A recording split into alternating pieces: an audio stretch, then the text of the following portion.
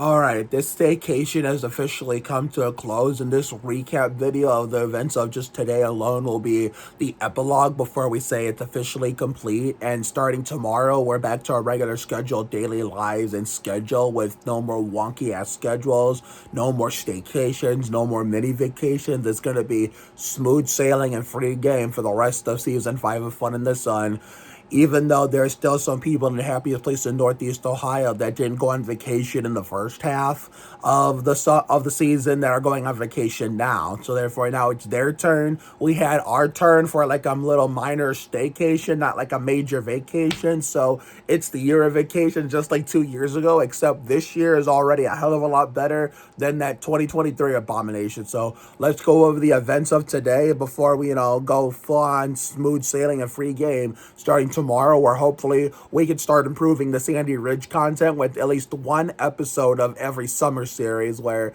it doesn't have to be a weekly, well, not with like a semi-common occurrence with like 2 episodes of every summer series. Like Tim Duncan Cannot Recreate, Garra Acción y Sudor, Real Life Warzone, Real Life NBA Jam. Need for Speed is gonna have to start. Have to wait another year because now it's starting to get a little too late. So therefore, we weren't quick enough to start it, and we were like too busy to even focus on it or even try to give it an attempt to launch it. So therefore, anyway, let's talk about today.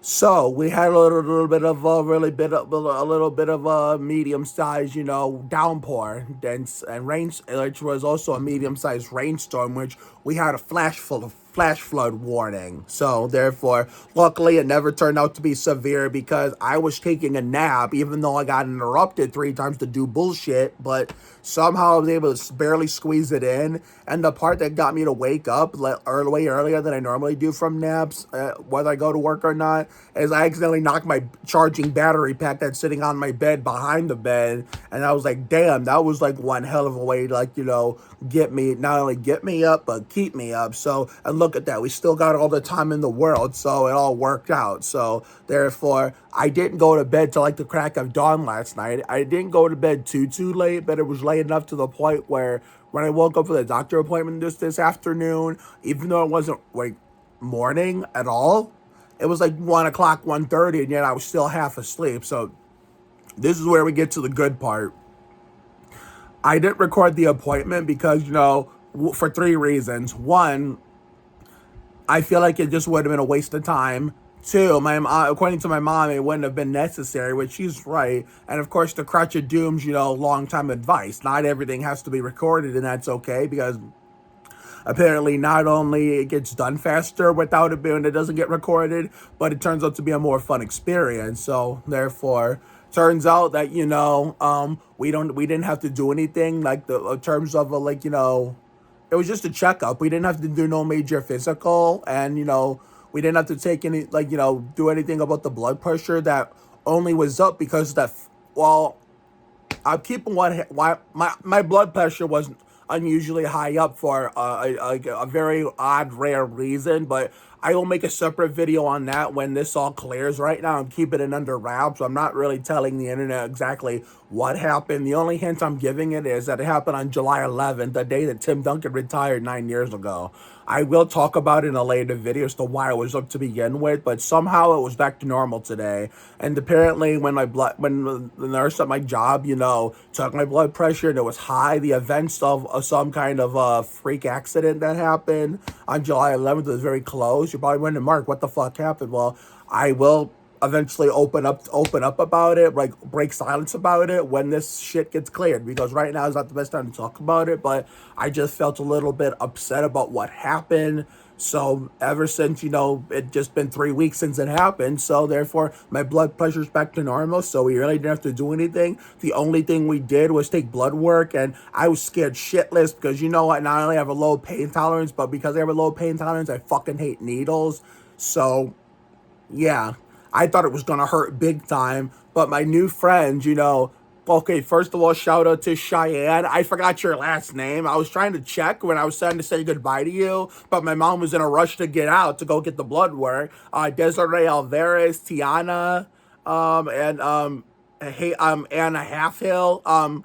It was awesome to meet you guys, especially Anna and Tiana, who were dropping F-bombs like a minute or two before I was able to make it in there. And so me thinking it was going to hurt like shit, I decided to get my phone and I played Ricky Martin, Livin' La Vida Loca, just like I always do when I have to like fight needles to make me forget that it's going to hurt at all. And guess what? That shit didn't even hurt. It just didn't.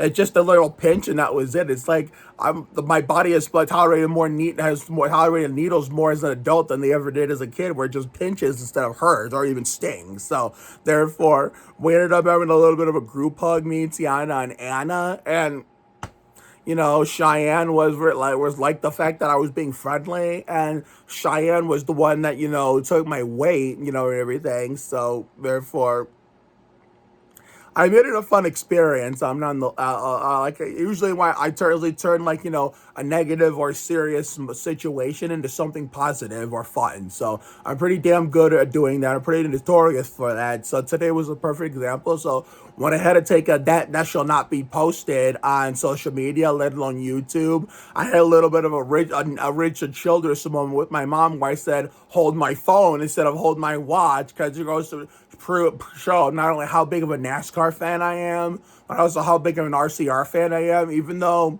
I don't like Austin Hill, yeah, I saw what happened, that bullshit he pulled. Now I see why a lot of people don't fucking like that guy, myself included, even as the RCR fan. But whether I like, oh my god.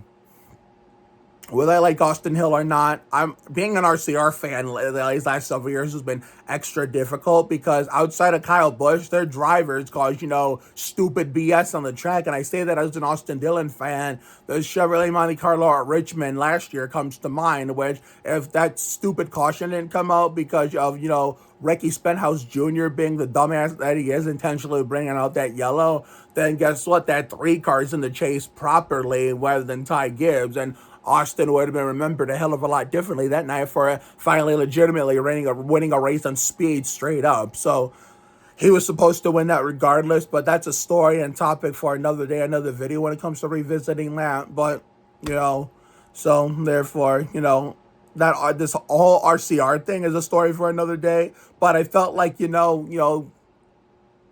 a proud Childress and NASCAR fan, well, NASCAR fan more than Children's fan, when I told my mom to hold my phone, because I didn't want to take it in there with me, and it was a proud self moment for me. I mean, as soon as we left, we got Charlie's, and then I tore that shit up like Terry Labonte, and then of course, besides the nap in the medium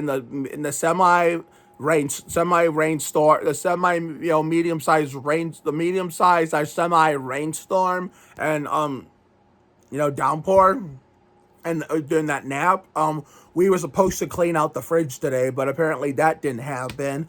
But we will most definitely get that done tomorrow. We will most get that done tomorrow. See that hamper right there? Yeah, I have to empty that out. I'm going to take out whatever garbage needs to be taken out tomorrow. So we're going to come home, take out whatever garbage that still needs to be taken out, empty the hamper, I will shave tonight. That way I don't have to do it tomorrow. So therefore, I just wanted to give you guys a recap of what's going on. But the most important part is since we go back to work tomorrow and return to our regular schedule, daily lives and schedule tomorrow, we get to see my wife, Emily Jean Harrington Oliveris again, and we at last finally get to start working with one of our newest best friend of friends, Julia. Shout out to you, young lady, the number one Avril Lavigne's fan, and oh my God, and then guess what? We got less than a week or two before Emily's birthday, her Jeff Gordon 24th birthday. Meaning we got 2 weeks until her Jeff Gordon 24th birthday and less than a week until her birthday race at Watkins Glen for the Sirius Sellout Radio at the Glen. So you can tell how much I'm fucking excited for that, and hopefully have more than just Emily over and a few friends, to give her redemption from when she had a birthday party and sadly nobody came. But anyway, we're looking forward to all this, content we're going to give you, all the NASCAR we're going to watch to wrap up the summer before the end of Summer Explosion, which is going to be for the second year in a row, rolled up with the season 5 finale of Fun in the Sun. So It's going to be shaping up to be a great ending to the summer, and to all the dumbasses that want fall so badly, and like they just like you did last summer. So it looks like it just goes to show you dumbasses have not learned your lesson of be careful what you wish for, because you just not only might get it, but you also might regret it. Because guess what? You remember how last year you assholes wanted fall so badly in the middle of summer? Well, when fall finally got here in terms of last year, I'm not sure how this year's gonna go, but I hope it's the same result, which is what I'm about to tell you. You got your precious fall, but it wasn't the exact result you were looking for. It turns out it blew up in your face because we ended up getting a warm ass fall like summer 2.0. And guess what? That's called karma. You play stupid games, you win stupid prizes. Your prize for winning a stupid game, rushing the summer to get to the fall, was a warm fall where it was like like in the lower to mid, if hell even upper 70s throughout almost all of October. It was still 80 some degrees throughout all of September and the beginning of November before it eventually got cold. But even though it was too late for you dipshits, it was like, lower to mid 70s. So you've been warned like war button. The events of last year warned you like war button. So therefore, guess what? If it blows up in your face again this year, we get a warm fall again. Guess what? Then you I don't know fucking what. You douchebags will be fucking sorry that you ever rushed the summer to get to fall 2 years in a row. So, but hey, if you guys get the result you're looking for this year and get your redemption from last fall, then guess what? I will most happily take the L and we'll call it a day. But anyway, that's enough about those pieces of shit. So I will see you all for the next video, whenever that may be, and what in the Sandy Ridge content I promise you we'll have going for you. Wow, we already did episode Neighborhood Fun. We already got that taken care of. We got summer randomness coming, I think it's Friday. Isn't Friday? Hold on, let me see here. Let me do the math there.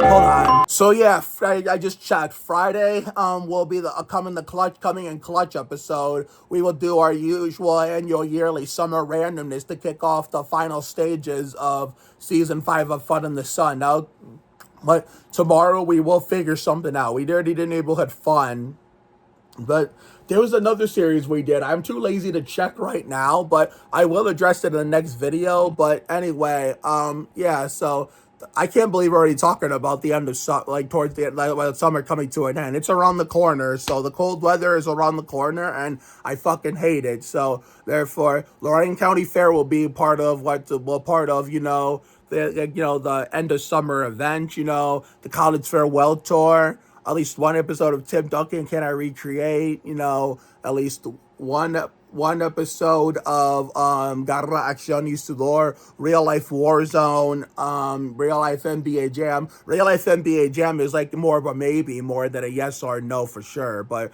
we will figure it out one day at a time. So have a good night tonight and a better day tomorrow. Take care, everyone. Good night, and I will see you all for that next video, whenever that may be. So see you later, everyone.